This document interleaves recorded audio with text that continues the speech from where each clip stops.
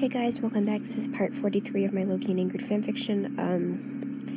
And I wanted to make this one a little bit longer and do more with it, but I was really tired when I was writing it. I've been really busy lately. I mean, I'm always busy, but like, I don't know. So,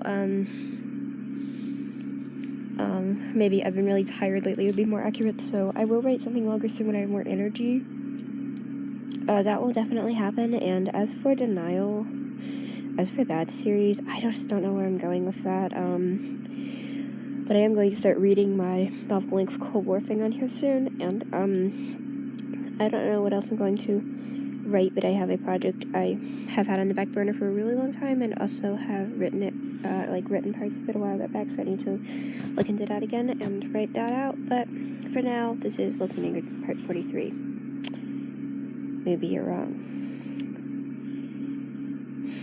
Loki is ready for Cowder, being wary. And setting up his shielding charms, Cowder doubles back. "Curse your own magic," screams Cowder, backing up. "That's what you get," snaps Sif. Loki's charm is wavering. He's still worn out from the teleportation magic, and Cowder isn't giving up. "I don't think so," says Sif, stepping forward. "You are a traitor, Lady Sif," screams Cowder. "A traitor to the throne." Lyd is silently watching, probably preparing an escape if he comes for her. "So what?" asks Sif. You want anarchy?" "No," says Cowder. "We want Odin or Thor. That's all we ask for." "They're not here, are they?" "That's because you banished them, Loki."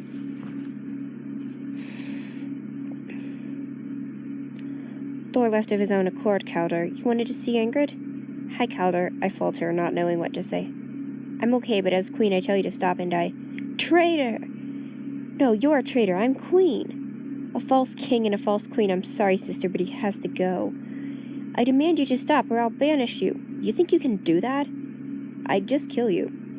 "You can't mean that. It's all talk." I tell him, and besides, Thor wouldn't want you to kill me, so that's...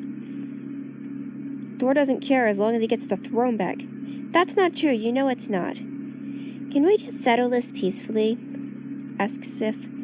"Since you probably don't want to be punched in the..." "Stop it, okay?"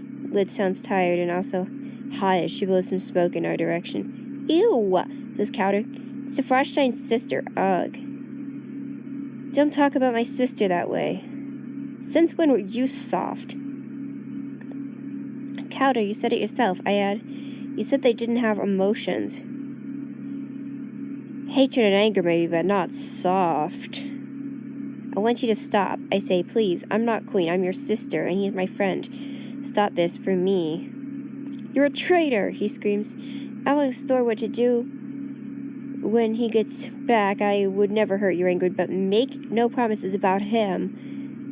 "I won't accept it," I tell him. "I won't." "Shut up, stupid girl," says Cowder. "You said you wanted to kill them, remember?" "I was 5. People change."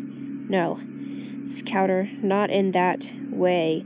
His spear is out again quickly, and Loki's charm is stronger now, pushing him backwards onto the ground. "Stand back." "No," I shout. There's a silence. "Do you have a spell to kill people, Loki?" "What, you want me to kill him? Because I will." "No. I just wanted to know if you could." "There is a spell," he says, "but I've never used it unless I used it on Midgard when I was under Thanos' trance, but I have my scepter, so even then." "It's not your scepter. It's an infinity stone, you..." "Stop saying nonsense," squeaks Cowder. "Don't hurt me, please."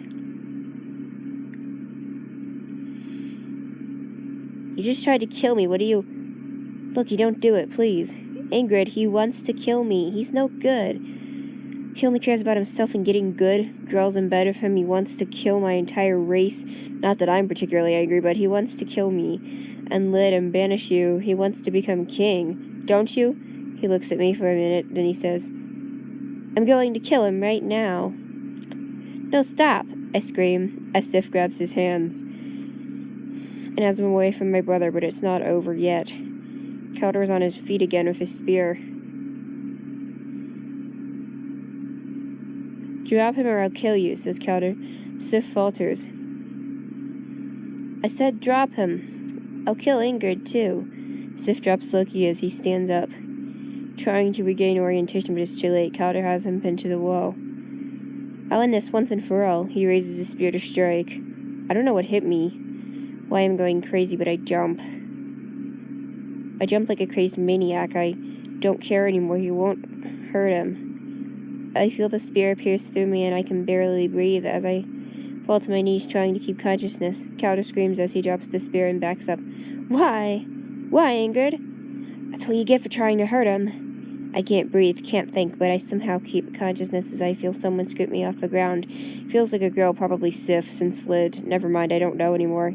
I try to look up, and sure enough, it's Sif. And she's running. I hear bickering between Lid and Calder behind, and I hear he left his weapon. I hear Sif shouting way too close to my ear. I can barely think. Then I black out. I wake up my side screaming in agony.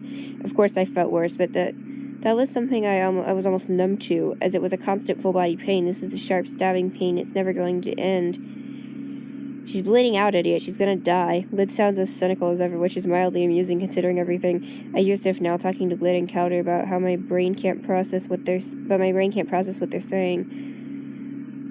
I can see Loki and Sif out of the corner of my eye, but I keep them closed for now. It's easier on the brain. What's happening? I whisper. Lid says you're bleeding to death, explains Sif. Nice. After all the times I thought I would die in the hands of Nova or Ara or Gedalia, this is new. I never thought Calder would be the one to kill me. What does she know? It's Loki. Well, it's pretty obvious. You need to do something quick, like the time you saved me. Some thanks. Loki, we don't have time for this. You think I can do more magic after all this? You have to. You just shielded Calder. You don't understand, Sif. There's a hierarchy of magic. Some is harder than others. Healing magic is one of the hardest charms I've ever learned at this level, not to mention extremely risky. I've done it a million times before. That was different. I had time to think. I wasn't weak from the chips and overuse of magic, and the patient wasn't bleeding out. You have to try. You have to try. Have to try. You have to try. You have to. You have. You.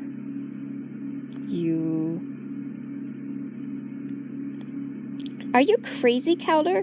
The pain is gone. It must have worked. I'm sorry. I'm so sorry. She's awake. Hi. My head is throbbing. Hi, that's all I get? Why not a giant slap in the face? Asks Calder. Just stop, I tell them. Then I realize I'm in a bathtub with Sif, who's scrubbing me off, and I feel so naked, even though I have a towel, and he's just my brother. My brother. What an odd feeling. You can't do that again. What? Almost kill you? Asks Calder. I wasn't trying. That's what you get for trying to hurt him, I snap back. Really, that wasn't necessary, says Loki. Also, what were you thinking, Ingrid? Nothing, I mutter.